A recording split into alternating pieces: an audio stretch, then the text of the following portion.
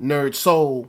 Whoo! Ha Late LK at OneYoungsta holding it down, bringing that StreetGeek and NERDSoul. What is up, my people? We are here for NERDSoul Gaming one more again in the journey from being a Padawan learner, yet a grasshopper, and trying to become a master. If not a master, at least like a brown belt. With this said, of course, I'm playing Ken. I am someone who has played Street Fighter throughout my life, but am new at picking up Street Fighter 5. So this match I added in because it was yet another glitch match.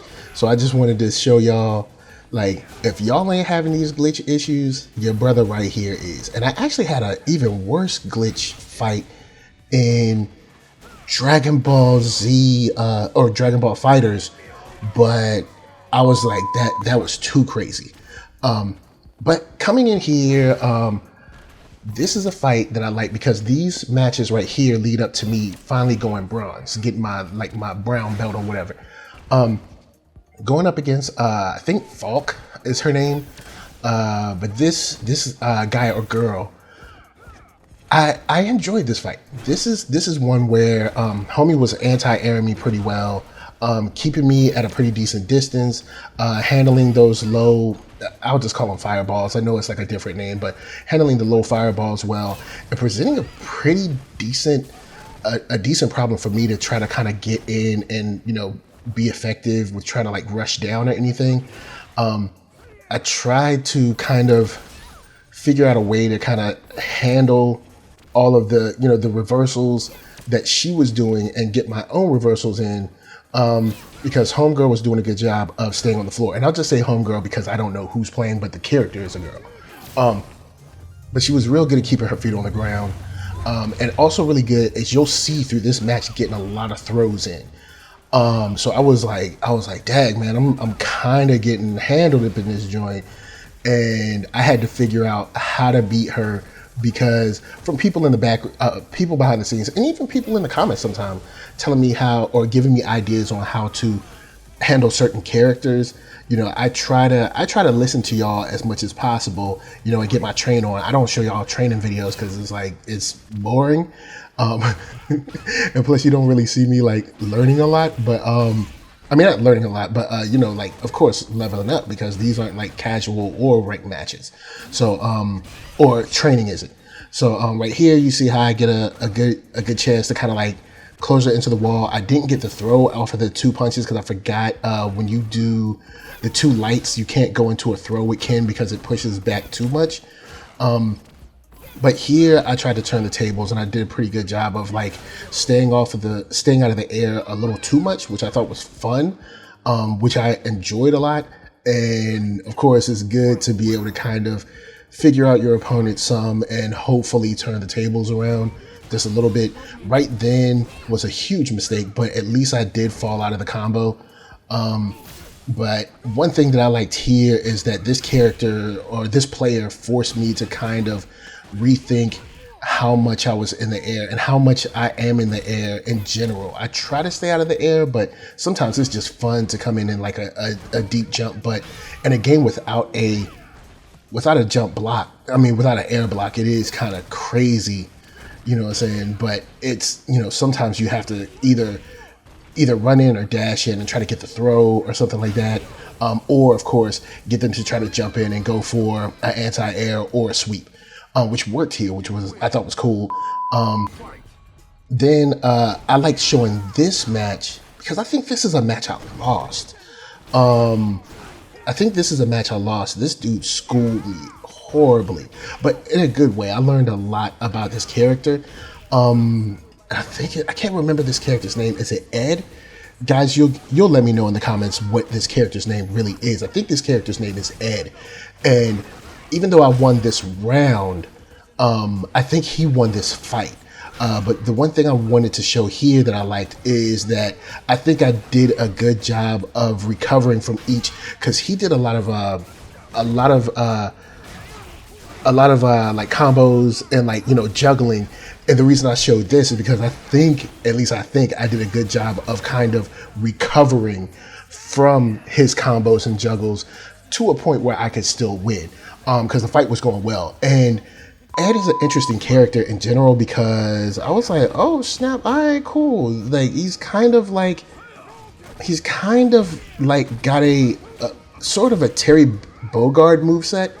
But anyway, on to the fight with Ryu. I just enjoy showing like Shoto fights, because usually there's a very interesting disparity between either speed or strength or kind of like the different variations of moves. So seeing how those work out with each character, and which character can kind of come out on top.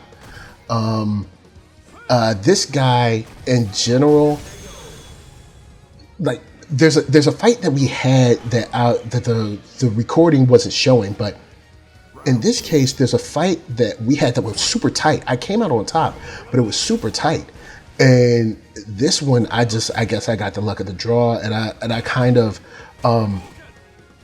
was in a decent control, I guess you could say. For the most part, I did a good job of kind of fending him off, and sort of keeping the tempo that I wanted to keep in the fight. I should have went short on this, but once again, like I said, guys, I am yet a Padawan in the game. That was I shouldn't have thrown that. I'm still yet a Padawan. So of course, guys, in the comments, if you're like, hey, watch this character play, or try to put somebody in this situation or that situation, you know what I'm saying? I treat you guys similar to like my virtual cut men, that and women, cut men and women, to tell me like, what kind of, try to use these combos or try to follow this up with this, or the controller that I have isn't perfect for buffering moves, but I'm getting better, especially day by day after training. Streets of Rage 2 has taken a lot of my time, but I have tried to make sure that I at least get a chance to train in this arena with Street Fighter 5, just to maintain my comfortability with the character and his moveset. Because I mean, Ken here, even from Street Fighter 3 Third Strike, which is the last game that I played before playing this game, he is a much different Ken, a much different character. And this guy wanted to rematch, and I want to say he beat me in this next round, because I usually try to play sets. And I like the fact that he tried to jump in deep, and I still caught him, but that was good. That was good. But just another thing I've been doing in general in my training, which is why I consider it being boring, is in most training, what I do is try to focus on blocking and like avoiding characters, because there's so many times when I get rushed down and punished. This was a good day. Like usually I'm ranked up with people that smoke me horribly.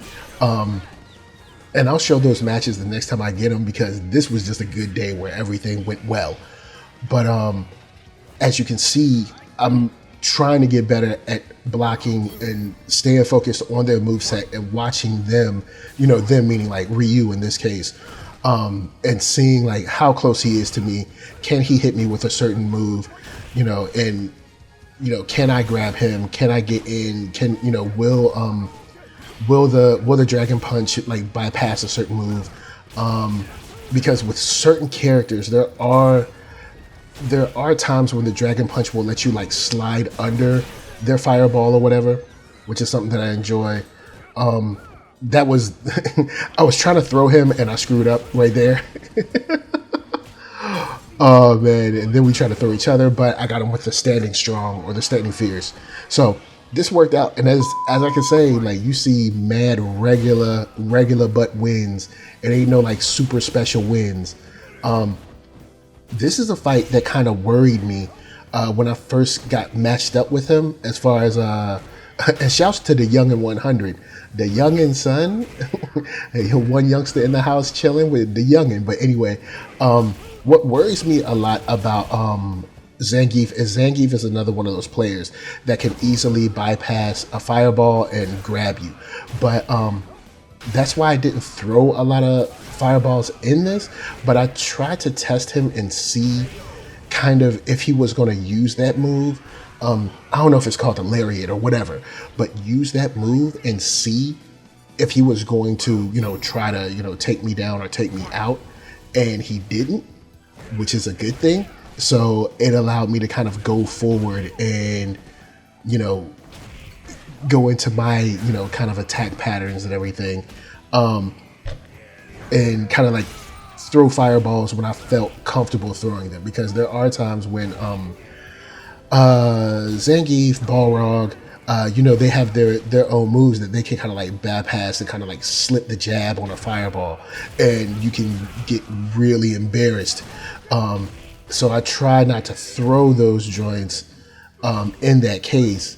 But here it seemed like he wasn't using those, and I was able to kind of like be a little more candid with my fireball throwing. I can't remember if I did win this round, so I won this match. But yeah, Zangief is another character that usually kind of throws me off. This was fun because, of course, it's a kin-on-kin fight. And once again, this is one where, like I said, I had a good day where everything was coming up aces. Like, usually I lose a lot of fights, and I can only show you like one round because I'm trying to show you like where I kind of prevailed. But like the fight against Ed earlier. But in this fight, I actually came through, and as you can see, I'm kind of like doing a good job of like staying on top of him, not kind of backing down or cowering, but staying in the game. And I was glad I read that. I felt that coming. So, and now that was horrible, but I didn't time his fireball right. But I felt good about. I kind of felt like that Dragon Punch was coming, and for me to land it like right after he did his was great for me. So that was a nice little piece on my end. Coming into the second round, this is one where I tried to kind of like lay back a little bit and see what he would or would not do. And I seem to be like I said, kind of like in control. So once again, I don't know. Like I said, this was a luckier day. He caught me on the wake up Dragon Punch, which I should have been waiting for. But I got him on the Hadouken on the wake up, so that was cool. I kind of baited him into that jump, so that was fun. But this is, like I said, once again, this is one that, I didn't expect to win, because usually when I play kin players, they are way better than me, and I came out with a W, luckily. Lastly, this is a match that I wanted to show because I leveled up, which is a good thing, to the bronze, and this is a Akuma player, and most Akuma players crush me. But I was able to, I was able to prevail and, get some love on this one. You know what I'm saying? I was surprised. I did not expect to win this one, but I guess, in this case, this is a Akuma player that did not seem to put the pressure on me as much as other Akuma players, because Akuma is another player that I have a lot of problems with. Like Guile, a lot of charge characters give me problems in general. At least for now, who knows? A month from now, I might be a lot better and it won't be an issue. But let's see.